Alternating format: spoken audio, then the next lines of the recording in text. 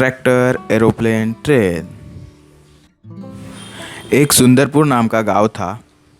उस गांव में राजू नाम का एक व्यक्ति रहता था। राजू एक अच्छा आदमी था।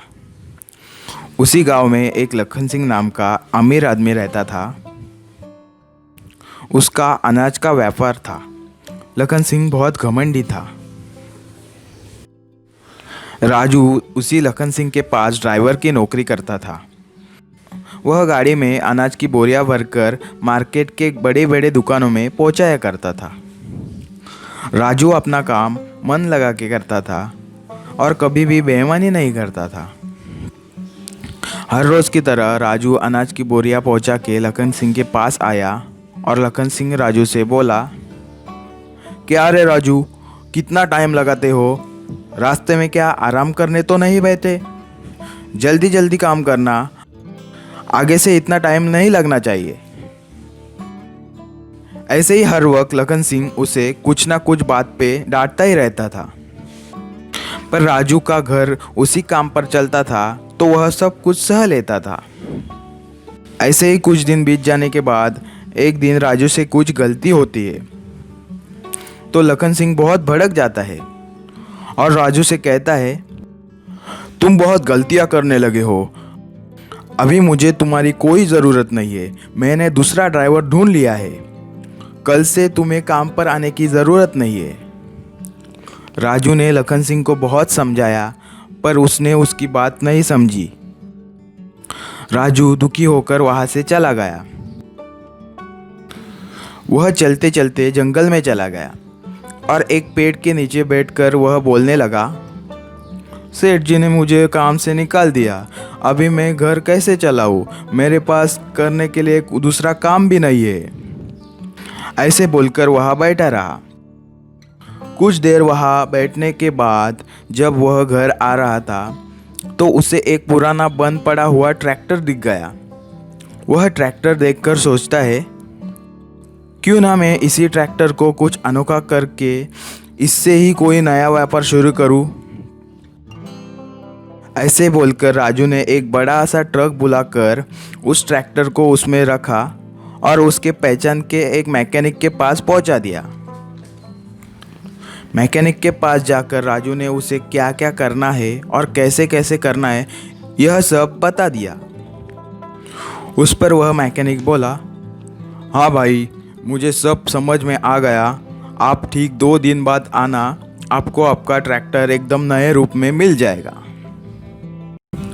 ठीक 2 दिन बाद राजू उसी मैकेनिक के पास जाता है तो वहाँ तैयार हुआ ट्रैक्टर, एरोप्लेन, ट्रेन को देखकर बहुत खुश हो जाता है।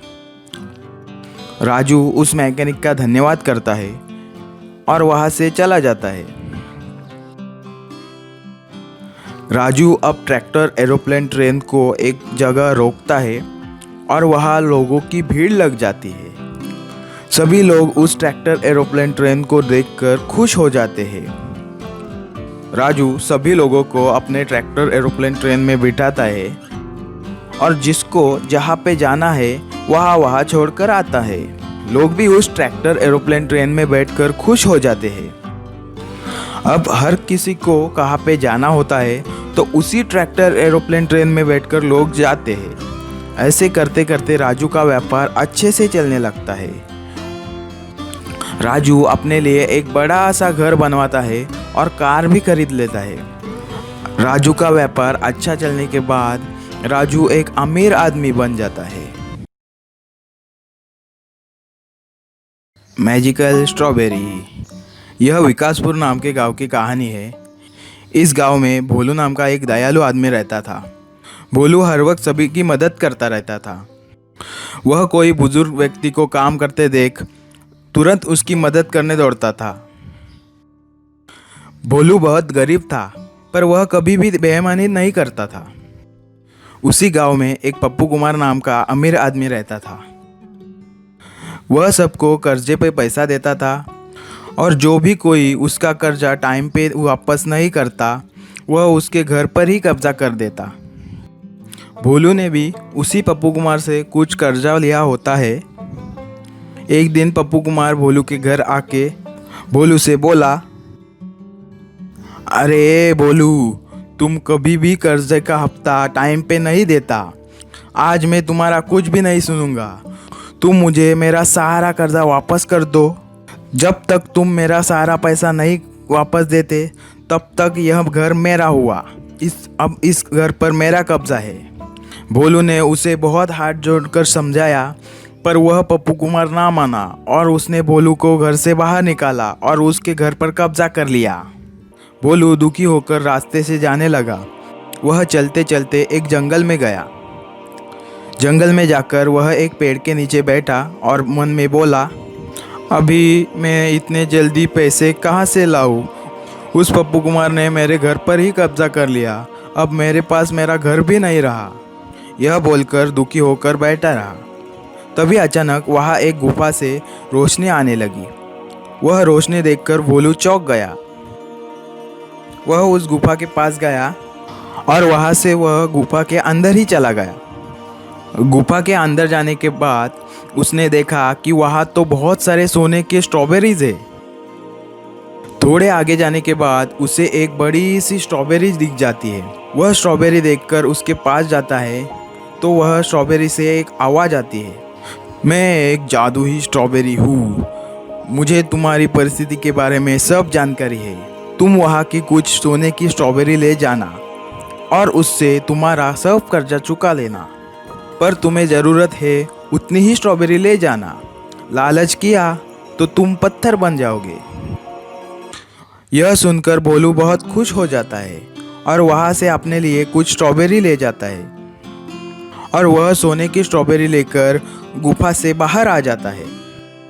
दूसरे ही दिन वह अपना सारा कर्जा चुका कर घर वापस लेता है और उसकी आर्थिक परिस्थिति भी सुधर जाती है। भोलू की सुधरी हुई परिस्थिति देखकर उसका पड़ोसी चमनलाल सोचता है, अरे इस फटीचर भोलू की परिस्थिति अचानक कैसे बदल गई? ज़रूर कुछ ना कुछ गड़बड़ है, इस पर तो नज़र रखनी पड़ेगी। ऐसे बोलकर वहाँ से वह चला गया।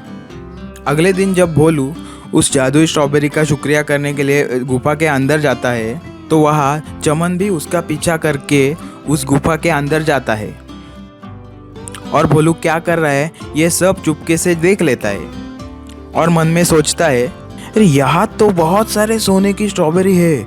अगर यह सब मुझे मिल गया तो मैं बहुत मालामाल हो जाऊंगा और मेरी ज़िंदगी ही बदल जाएगी। ऐसे बोलकर चमन दूसरे दिन अपने पास का जेसीबी लेकर गुफा के अंदर जाता है और गुफा के अंदर जाने के बाद जैसे ही वह सोने की स्ट्रॉबेरी को हाथ लगाने जाता है तो वह पत्थर बन जाता है।